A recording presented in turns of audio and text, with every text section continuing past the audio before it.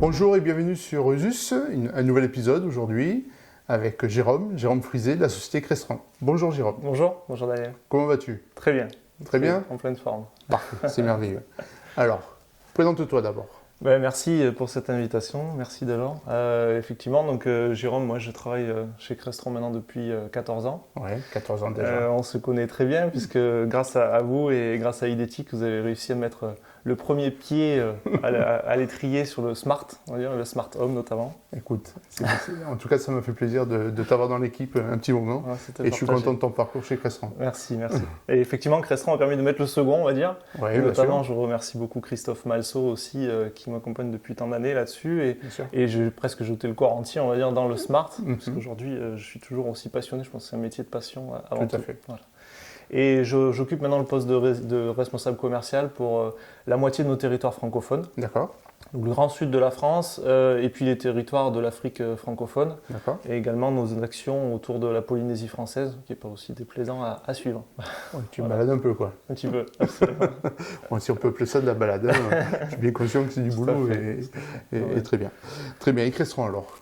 Crestron, c'est une société qui a été fondée en 1972, qui fête ses 50 ans cette année.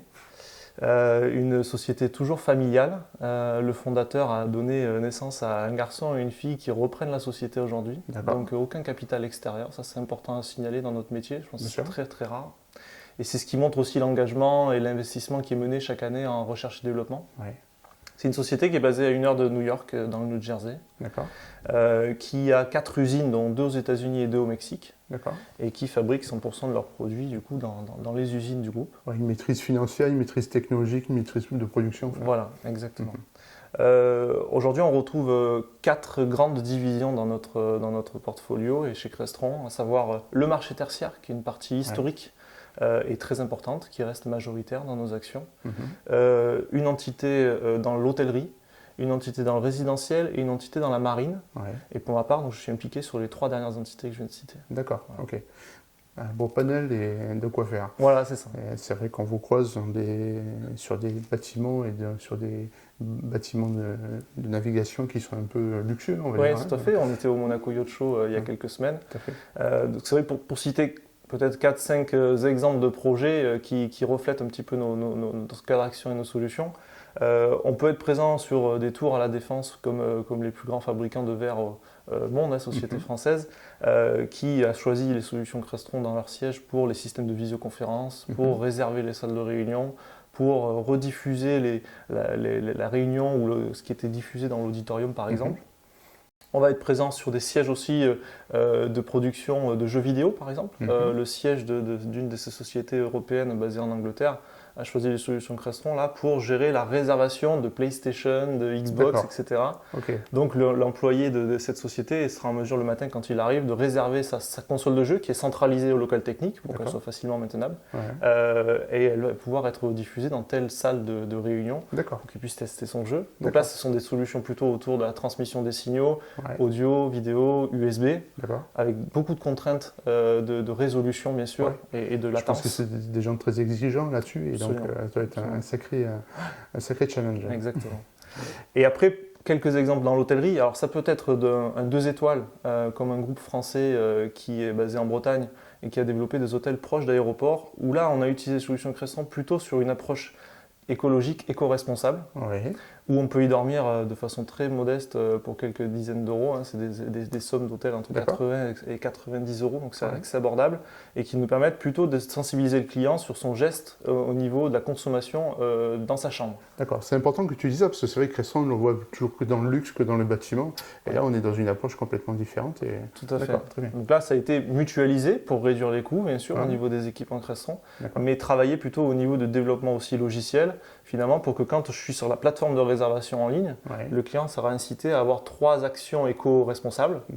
Une première, par exemple, sur une économie d'eau. Donc on va être en mesure de compter ce qu'il va consommer et de réduire le débit une fois que sa consommation sera atteinte. De brider ou de limiter son action sur la régulation et sur la température et de se lier, de se plier un petit peu plus à la gestion du bâtiment qu'aura décidé l'exploitant. Et une troisième action plutôt sur la partie média pour, s'il est entre 2 avions, quelques heures dans sa chambre, ne pas utiliser la télévision qui là en l'occurrence est un vidéoprojecteur. D'accord. Voilà. Très bien, très intéressant.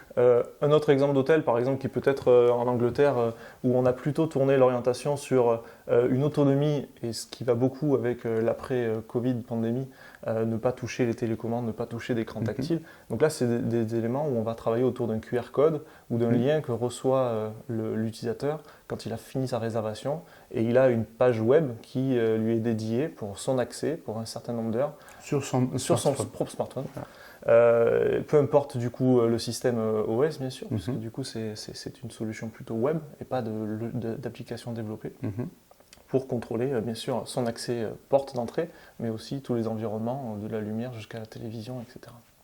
Alors tu as abordé déjà le sujet que je voulais te poser, enfin la question que je voulais te poser c'est le smart. Alors Crestron et le smart, c'est quoi?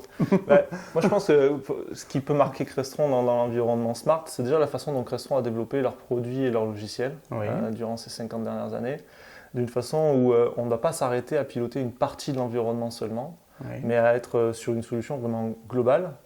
On utilise souvent une analogie pour refléter un petit peu ce qui diffère entre la solution Crestron qu'on dit intégrée et des solutions interfacées. Je pense que la première voiture de fonction que vous m'avez proposée il y a une quinzaine d'années, j'ai été contraint de rajouter mon propre GPS, j'ai été contraint de rajouter mon petit boîtier Bluetooth pour avoir une conversation téléphonique en sans fil, etc. Aujourd'hui, dans une voiture moderne, on ne se pose plus la question. On rentre dans la voiture, on pose le téléphone, il est connecté. Le GPS, soit il est natif, soit j'utilise mes applications embarquées dans mon téléphone. Tout à fait. C'est une vraie expérience qu'a apporté le milieu automobile dans ce qu'on peut appeler l'intégration. Voilà.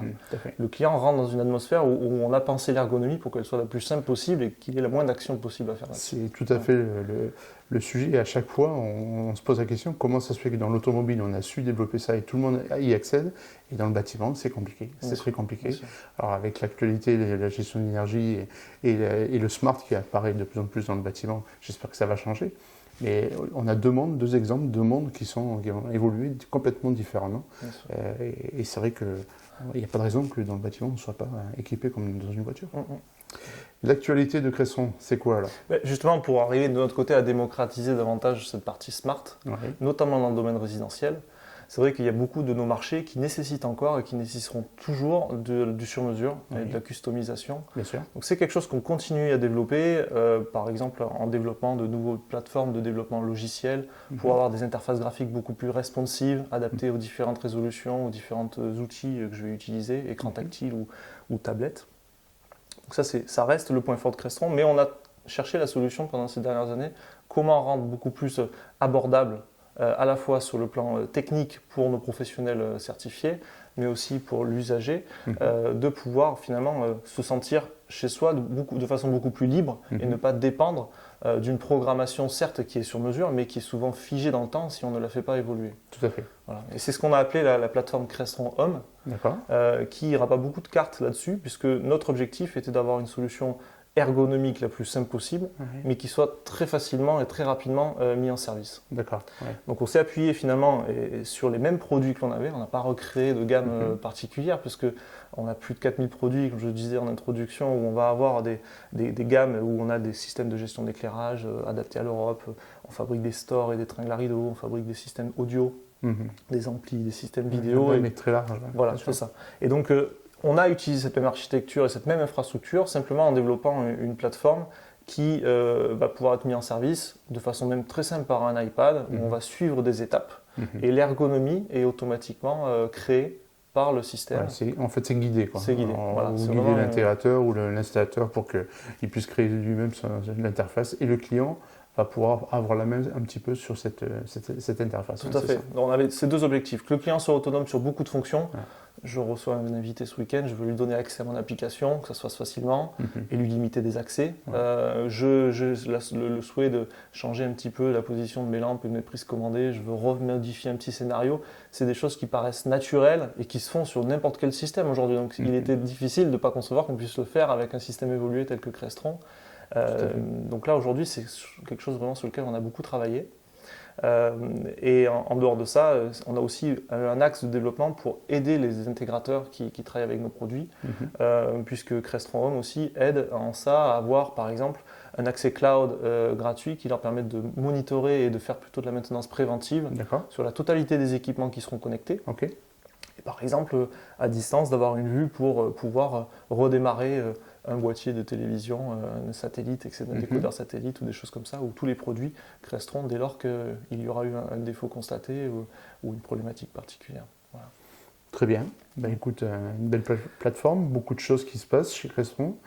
Toujours une gamme aussi importante, et des marchés complètement différents et toujours une même structure, puisque la famille, oui. un peu plus nom du Feinstein, ouais, la famille est toujours là aux manettes, avec des unités, des gens comme toi sur le terrain qui font un sacré boulot. Voilà, tout à fait. En tout cas, merci. C'est vrai que c'était important pour nous d'être présents aujourd'hui et de rappeler effectivement ces différents usages, et à la fois dans nos marchés, puis à la fois sur les solutions, qu'elles soient sur mesure ou assistées, on va dire.